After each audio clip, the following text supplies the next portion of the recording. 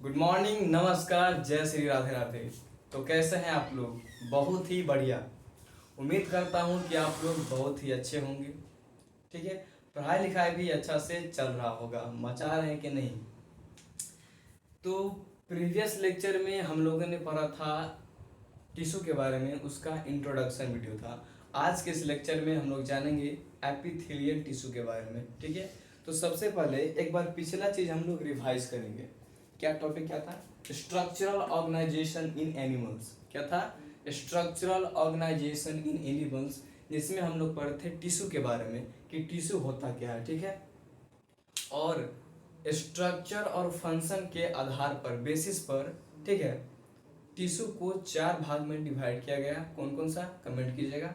पहला epithelial tissue, connective tissue, muscular tissue और neural tissue. ठीक है। आज के इस लेक्चर में हम लोग बात करेंगे एपिथेलियल टिश्यू के बारे में। तो हेडिंग बनाइएगा एपिथेलियल टिश्यू, साथ साथ कॉपी कीजिएगा और समझने का भी प्रयास कीजिएगा। ठीक है। Epithelial tissue.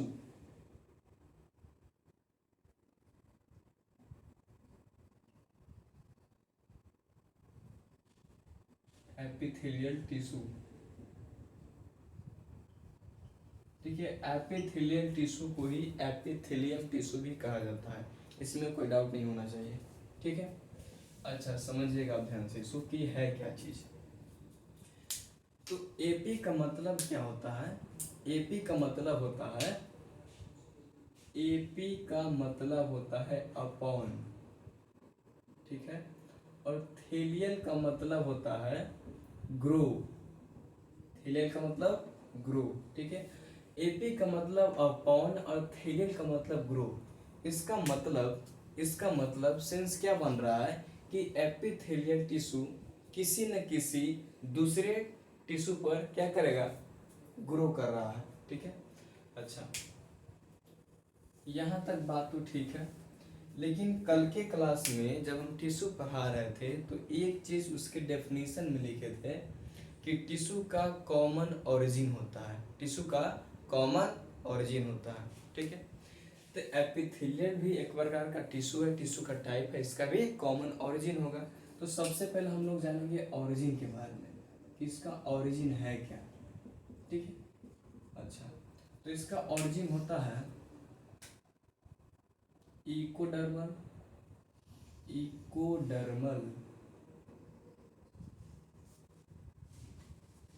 इंडोडर्मल, इंडोडर्मल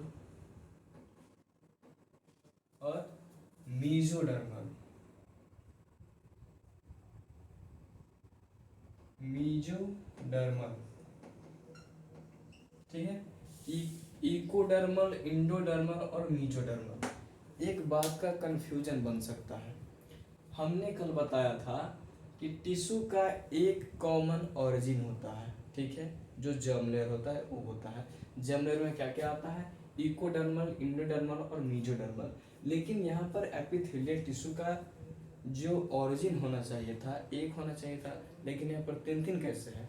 वो ऐसे क्योंकि एपिथेलियल टिश्यू हमारे बॉडी का जो कवरिंग पार्ट है, ठीक है, मान लो तो ये स्किन है, ठीक है, और स्किन का जो सबसे ऊपर वाला कवरिंग पार्ट है वहाँ पर एपिथेलियल टिश्यू प्रेजेंट है। यहाँ पर जो एपिथेलियल टिश्यू प्रेजेंट है उसका नाम है क्रेटिनाइज्ड स्ट्रेटिफाइड स्क्वैमस एपिथेलियल टिश्यू। ठीक है।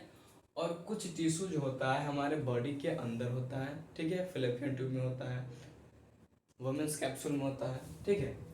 तो इस प्रकार से अलग अलग जगह क्या है? एपिथेलियल टिश्यू प्रेजेंट है। तो उसी के हिसाब से हर एक टिश्यू का प्रकार का जो एपिथेलियल टिश्यू है उसका ऑरिजिन भी डिफरेंट है। अब यहाँ तक बात क्लियर हो गया? ठीक है। अब हम बात समझते हैं कि इसका अगला पॉइंट क्या होने वाला है। ठीक है। तो एपिथेलियल टिश्यू होता है एवेस्क्यूलर। एवेस्क्यूलर, एवेस्क्यूलर, एवेस्क्यूलर कहने का मतलब, ए का मतलब होता है एब्सेंस, ठीक है, और वस्क्यूलर का मतलब होता है ब्लड वेसल्स। ठीक है। वैस्कुलर का मतलब क्या होता है? Blood vessels. वैस्कुलर का मतलब ब्लड वेसल्स।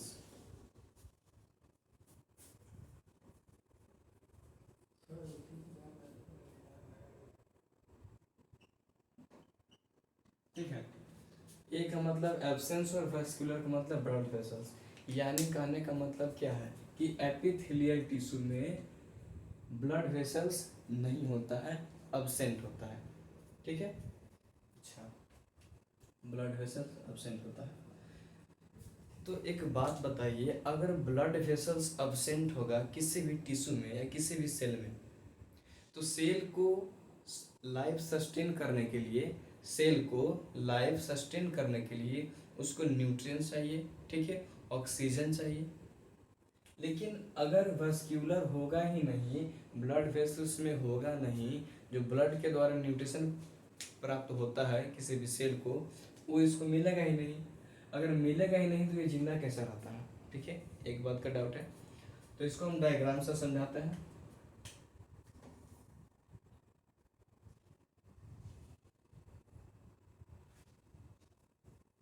डायग्राम आप लोग भी साथ साथ में बनाएंगे। ठीक है,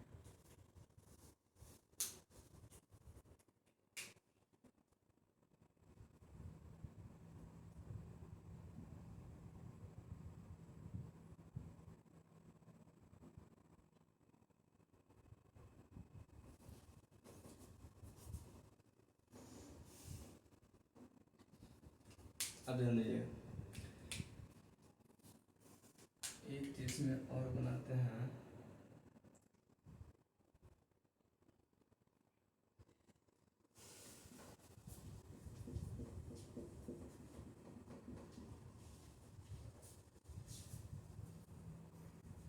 ठीक, अब यहाँ पर जो एपी का मतलब अपॉन है और थिले का मतलब ग्रो है, इसका मतलब अब समझ में आएगा कि है क्या चीज। ये मान लीजिए कि ये है कनेक्टिव टिश्यू, कनेक्टिव टिश्यू, ठीक है, और ऊपर ऊपर वाला जो है ये आपका एपिथेलियल टिश्यू है, एपिथेलियल टिश्यू है। ठीक है, ये सेंटर में न्यूक्लियस है, सेंटर में हर का न्यूक्लियस है, और इसको हम लोग बोलते हैं बेसमेंट मेम्ब्रेन, बेसमेंट मेम्ब्रेन। ठीक है, बेसमेंट मेम्ब्रेन। अच्छा ठीक है, बेसमेंट मेम्ब्रेन इसको बोलते हैं। कनेक्टिव टिश्यू जो होता है हाईली वेस्क्यूलर होता है। क्या होता है? Highly vascular, highly vascular. ठीक है, कनेक्टिव टिश्यू हाईली वेस्क्यूलर होता है, यानी कि इसमें ब्लड का फ्लो बहुत ही ज़्यादा होता है, और ब्लड का फ्लो इसमें ज़्यादा होगा, इसका कहने का मतलब ब्लड के साथ साथ न्यूट्रिशन भी आएगा और ऑक्सीजन भी आएगा, क्योंकि ब्लड में रेड ब्लड सेल होता है, रेड ब्लड सेल में हेमोग्लोबिन प्रेजेंट होता है, हेमोग्लोबिन की वजह से ऑक्सीजन आता है। अच्छा, तो कनेक्टिव टिश्यू क्या करता है? कनेक्टिव टिश्यू के जस्ट ऊपर क्या होता है? एपिथेलियल टिश्यू, और एपिथेलियल टिश्यू को न्यूट्रिशन और ऑक्सीजन कनेक्टिव टिश्यू के द्वारा ही मिलता है।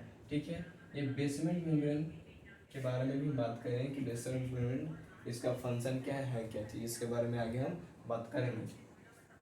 तो इतना बात समझ लीजिए कि जो न्यूट्रिशन है वो कनेक्टिव टिश्यू से मिलता है, किसको? एपिथेलियल टिश्यू को।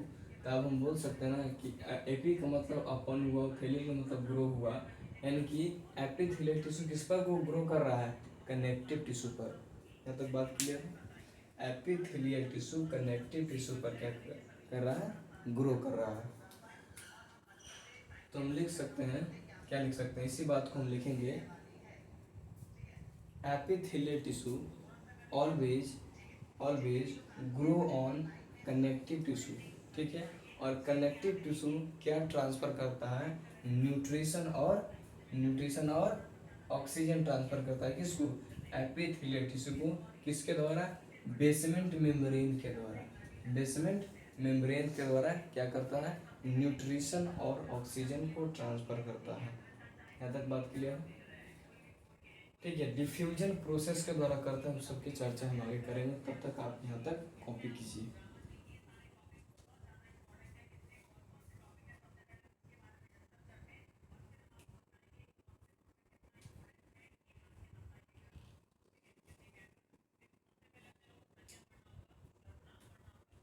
ठीक है, चलिए।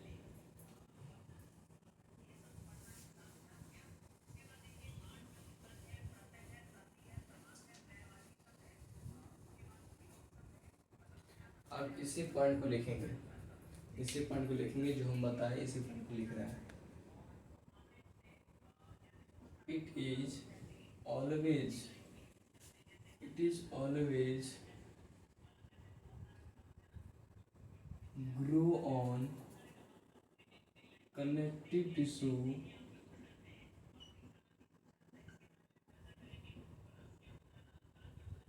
it is always grow on connective tissue। It मतलब क्या है? एपिथेलियल टिश्यू हमेशा क्या करता है? कनेक्टिव टिश्यू पर ग्रो करता है। ठीक है, जो क्या है? Which is highly vascular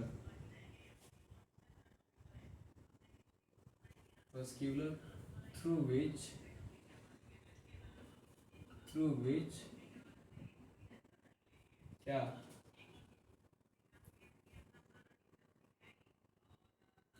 nutrition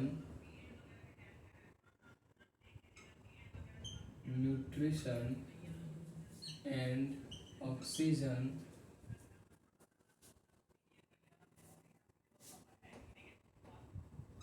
transfer by diffusion process। ठीक है, डिफ्यूजन प्रोसेस के द्वारा न्यूट्रिशन और ऑक्सीजन क्या होता है? ट्रांसफर होता है कनेक्टिव टिश्यू से एपिथेलियल टिश्यू में। यहाँ तक बात समझ में आ गई? तो आगे हम बात करते हैं अब एपिथेलियल टिश्यू में और क्या होता है। तो अगला पॉइंट लिखेंगे, इसमें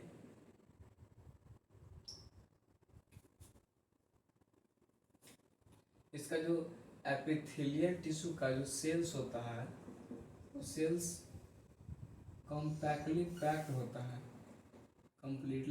कम्पैक्टली पैक्ड होता है। ठीक है, इसका मतलब क्या समझा रहे हैं?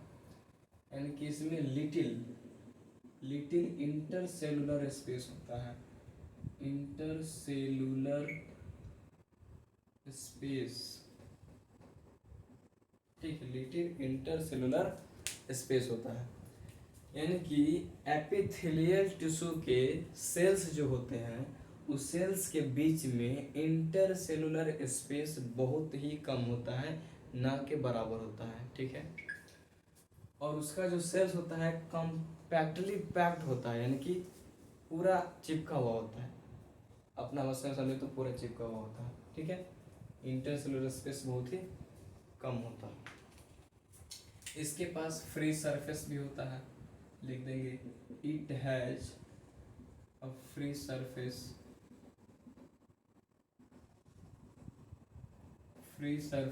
होता है। इसके पास एपिथेलियल टिश्यू के पास फ्री सरफेस होता है।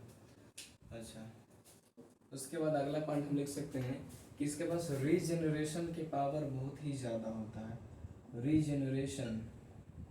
रीजेनरेशन का पावर हाईएस्ट होता है। रीजेनरेशन का पावर कैसा होता है? हाईएस्ट होता है। ठीक है, रीजेनरेशन का पावर हाईएस्ट होता है। यहाँ तक अगर नोट कीजिएगा फटाक से।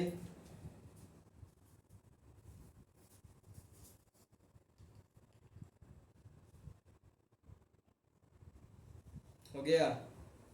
यहाँ तक क्लियर है? अगर किसी को डाउट होगा तो कमेंट में पूछेंगे, अगर आगे का पॉइंट लिखेंगे। आगे के पॉइंट लिखेंगे क्या? नर्वस सप्लाई प्रेजेंट होता है, नर्वस सप्लाई सप्लाई प्रेजेंट होता है एपिथेलियल टिश्यू में। नर्वस सप्लाई कहने का मतलब क्या, मान लेते कि एक हैंड है, ठीक है, मान लेते क्या है ये हैंड, ठीक है। अगर आप बिना देखे किसी हॉट ऑब्जेक्ट को छूते हैं, बिना देखे किसी हॉट ऑब्जेक्ट को छूते हैं, तो आप फील करिएगा कि आपको क्या लगा, गर्म लगा, हाथ पक गया, ठीक है। तो आप जल्दी से उस पर हटाइएगा। तो ये हटाने का इंफॉर्मेशन कौन दिया, ब्रेन दिया। किसको दिया, हैंड को दिया।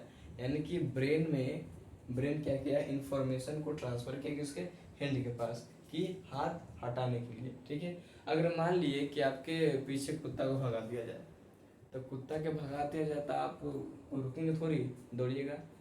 तो दौड़ने का सेंस जो है, इंफॉर्मेशन कौन दिया, ब्रेन दिया, ठीक है।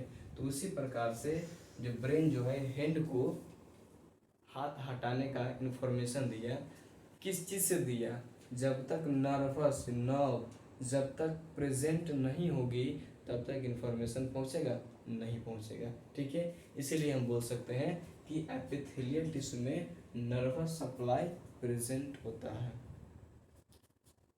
आई होप यहाँ तक बात क्रिस्टल क्लियर होगा, कोई भी प्रॉब्लम नहीं होगा, सब कुछ डंडनाडन अच्छा होगा। यहाँ तक होप कि आप लोग लिख भी लिए होइएगा। अब हम बात करेंगे बेसमेंट मेम्ब्रेन के बारे में, कि बेसमेंट मेम्ब्रेन होता क्या है, इसके बारे में दो चार बात करेंगे, ठीक है। एकदम मौज में रहिए, पढ़ाई लिखाई धनाधन कीजिए, टेंशन फ्री रहिए। अच्छा जी, किसके बारे में बात करेंगे, बेसमेंट मेम्ब्रेन के बारे में। Basement membrane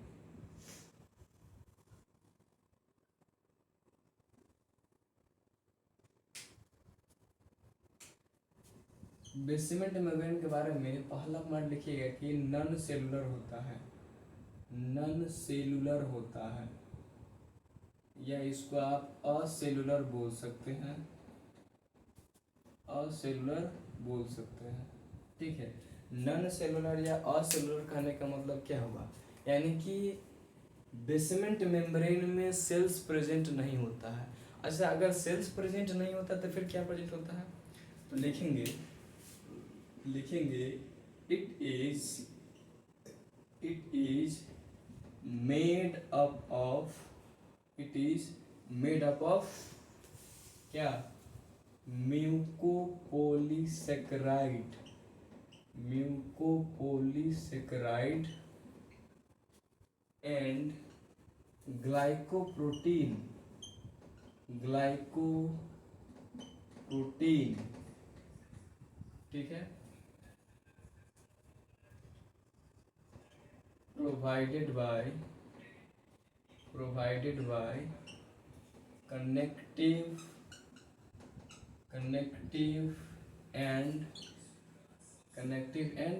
epithelial tissue,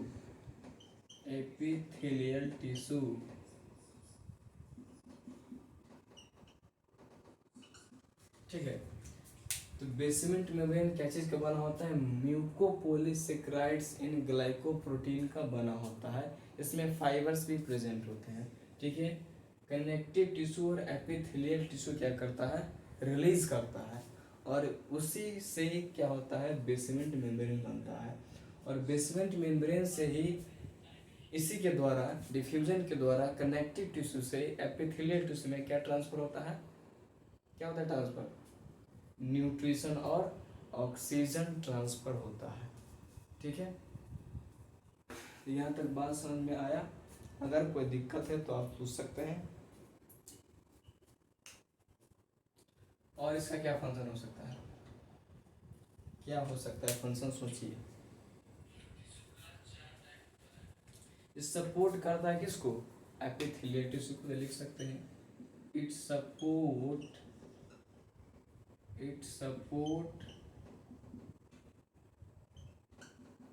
the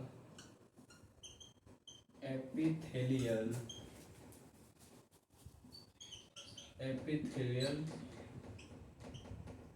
tissue, ठीक है। बेसमेंट मेम्ब्रेन क्या करता है, एपिथेलियल टिश्यू को सपोर्ट करता है, ठीक है। अच्छा, आज जो बातें हम पढ़े हैं एक बार उसको क्विक रिकैप करते हैं। पहला बात हमने पढ़ा क्या कि प्रीवियस क्लास में जो है हमने बताया था कि फंक्शन और स्ट्रक्चर के बेसिस पर, ठीक है, सेल्स वेरी करते हैं, ठीक है। हर एक सेल्स का अलग अलग फंक्शन होता है, ठीक है, उसका स्ट्रक्चर अलग अलग होता है। उसी तरीका से टिश्यू भी क्या है, एक ग्रुप ऑफ सेल्स है। तो ग्रुप ऑफ सेल्स यानी कि टिश्यू का भी स्ट्रक्चर अलग होगा, उसका भी फंक्शन अलग होगा। तो फंक्शन और स्ट्रक्चर के आधार पर टिश्यू को 4 टाइप में बांटा गया है। पहला एपिथेलियल टिश्यू, जिसको एपिथेलियम भी बोलते हैं, ठीक है। कनेक्टिव टिश्यू, मस्कुलर टिश्यू और न्यूरल टिश्यू, ठीक है। आज हम बात किए हैं एपिथेलियल टिश्यू के बारे में। तो सबसे पहले हम जाने हैं कि एपिथेलियल में एपी का मतलब होता है अपॉन और थेलियल का मतलब क्या होता है, ग्रो। कहने का मतलब यह है कि एपिथेलियल टिश्यू जो है कनेक्टिव टिश्यू के ऊपर ग्रो करता है, ठीक है। अब जैसे में एपिथेलियल टिश्यू में क्या होता है, एवेस्कुलर होता है, यानी कि उसमें ब्लड वेसल्स नहीं होता है। कभी कभी बचपन में आपने एक एक्सपेरिमेंट किया होगा कि हैंड के ऊपर सुई भोंक ली, इसमें से ब्लड नहीं निकलता था, ठीक है। क्यों नहीं ब्लड निकलता था, क्योंकि यह एवेस्कुलर है, अवेस्कुलर है, इसमें ब्लड वेसल्स नहीं होता है। अगर ब्लड वेसल्स प्रेजेंट ही नहीं होता है तो ब्लड कहाँ से आएगा, ठीक है। और कनेक्टिव टिश्यू के द्वारा ही क्या होता है, न्यूट्रिशन और ऑक्सीजन प्रोवाइड होता है एपिथेलियल टिश्यू को, ठीक है, डिफ्यूजन प्रोसेस से। यहाँ तक बात क्लियर है। उसके बाद हमने जाना है कि एपिथेलियल टिश्यू का जो सेल्स होता है वो कम्पैक्टली पैक होता है, उसका इंटरसेलुलर स्पेस बहुत ही लिटिल होता है, ना के बराबर होता है, ठीक है। उसके बाद हमने क्या जाना है कि इसमें नर्वस सप्लाई प्रेजेंट होता है और रीजनरेशन का पावर सबसे हाईएस्ट होता है। रीजनरेशन का पावर हाईएस्ट करने का मतलब क्या कि कोई भी आपका ऊपर का स्किन वाला सेल्स, ठीक है, जल्दी से अगर डैमेज होता है तो उसका रीजनरेशन जल्दी से दूसरा चमड़ा आ जाता है, दूसरा सेल्स आ जाता है। इसीलिए रीजनरेशन का पावर सबसे ज़्यादा किसमें है, एपिथेलियल टिश्यू में है। उसके बाद हमने बात किया बेसमेंट मेम्ब्रेन के बारे में कि बेसमेंट मेम्ब्रेन क्या होता है। बेसमेंट मेम्ब्रेन नॉन सेलुलर होता है या असेलुलर होता है, यानी कि इसमें सेल्स प्रेजेंट नहीं होता है, ठीक है। तो ये क्या चीज़ का बना होता है, तो जो कनेक्टिव टिश्यू और एपिथेलियल टिश्यू क्या करता है, म्यूकोपॉलीसेकेराइड्स और प्रोटीन, ग्लाइकोप्रोटीन और फाइबर्स को प्रोड्यूस करता है, और जिससे यह बेसमेंट मेम्ब्रेन बनता है। बेसमेंट मेम्ब्रेन क्या करता है, एपिथेलियल टिश्यू को सपोर्ट भी करता है। तो आज की क्लास यहीं तक, मिलते हैं नेक्स्ट लेक्चर में, ठीक है। और नेक्स्ट लेक्चर में बात करेंगे इसके आगे क्या टाइप्स है इसके बारे में। तब तक के लिए जय हिंद, ठीक है। अच्छा से आप लोग पढ़ते रहिए और पड़ोसी को सलामी करते रहिए। जय हिंद।